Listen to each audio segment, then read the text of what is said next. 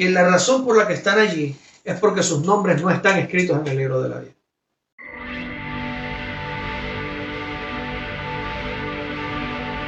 Y entonces uno dice, caramba, Dios es malo. Mucha gente dice eso. Dios escogió a unos para salvarlos y a otros para mandarlos al infierno. No hay nada que yo pueda hacer si mi nombre no está escrito en el libro de la vida. Sí, efectivamente no hay nada que pueda hacer. Nadie que no esté escrito en el libro de la vida, no hay absolutamente nada que pueda hacer ahora que le dé un cupo o un acceso a ese libro de la vida para ser salvo. No va a pasar. De la misma manera, si tu nombre está escrito en el libro de la vida, no hay nada en lo absoluto que tú quieras hacer que te borre. Y esta es la parte interesante y maravillosa de la gracia de Dios, que no es como muchos la malinterpretan.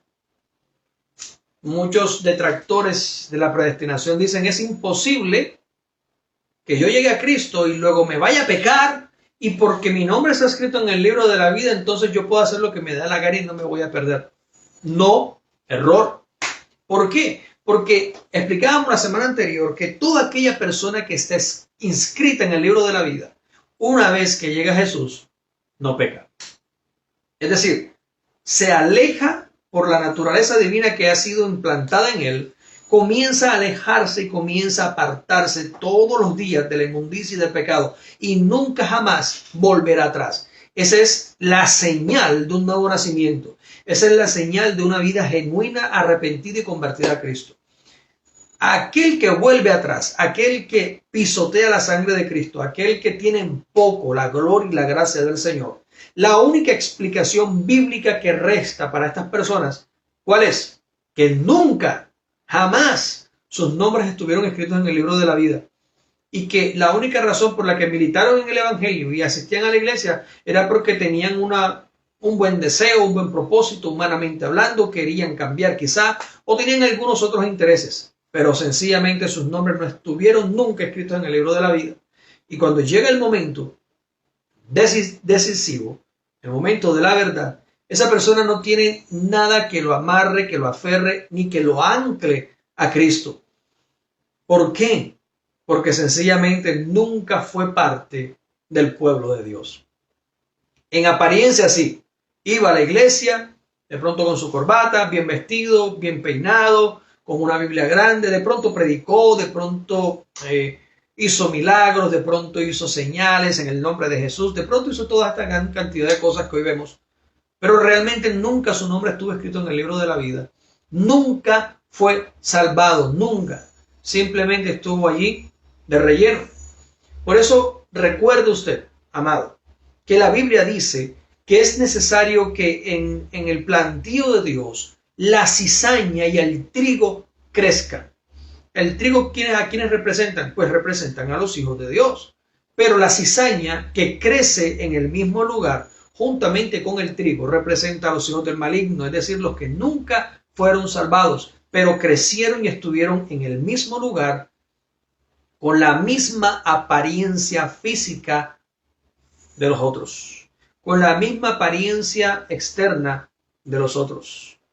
Y por eso en la parábola del trigo, la cizaña, el dueño del campo le dice a los labradores, a los que ciegan, le dice, no arranquen la cizaña ahora, porque si arrancan la cizaña, arrancarán también el trigo, porque cuando están creciendo no se pueden diferenciar. El trigo y la cizaña son exactamente iguales, no se pueden distinguir.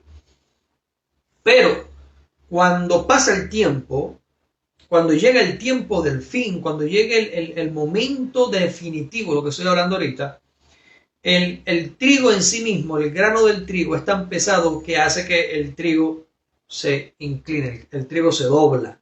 El peso del grano hace que el trigo se doble, pero la cizaña no tiene ese peso y la cizaña sigue creciendo y crece erguida hasta arriba.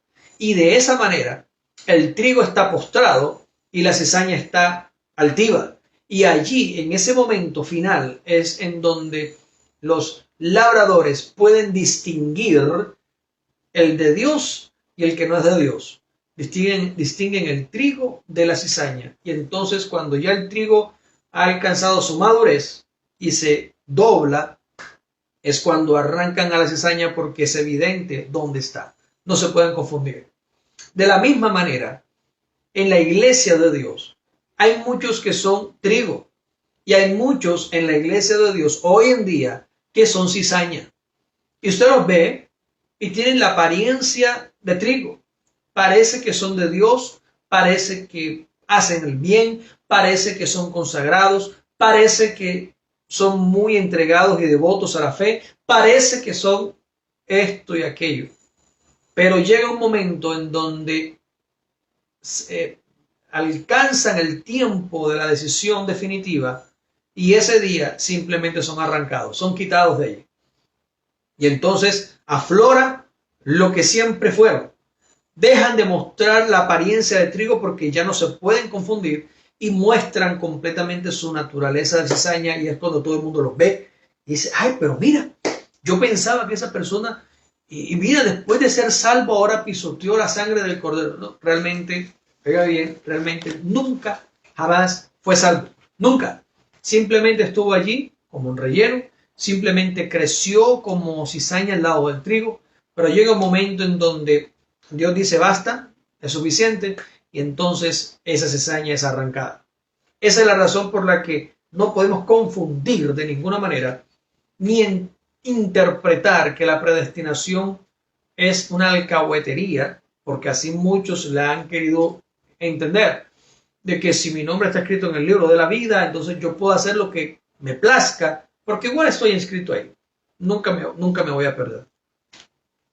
Cuán alejado de la verdad es esa expresión. La realidad, ¿cuál es?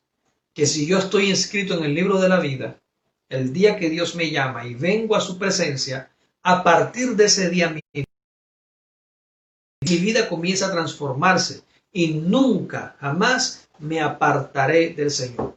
Lo vimos la semana pasada, Romanos también, capítulo 8, donde dice que ni la vida, ni la muerte, ni lo ancho, ni lo profundo, ni los ángeles, ni el frío, ni la espada, ni el hambre, ni la desnudez, ni la enfermedad, ni los principados, ni las potestades, ni lo presente, ni lo porvenir, ni ninguna cosa creada podrá apartarme del amor de Dios. Es decir, nunca una persona que ha recibido de Dios el llamado para la salvación, jamás, nunca, de manera indiscutible, desde el punto de vista bíblico, nunca esa persona se podrá apartar de Dios, aunque quiera hacerlo.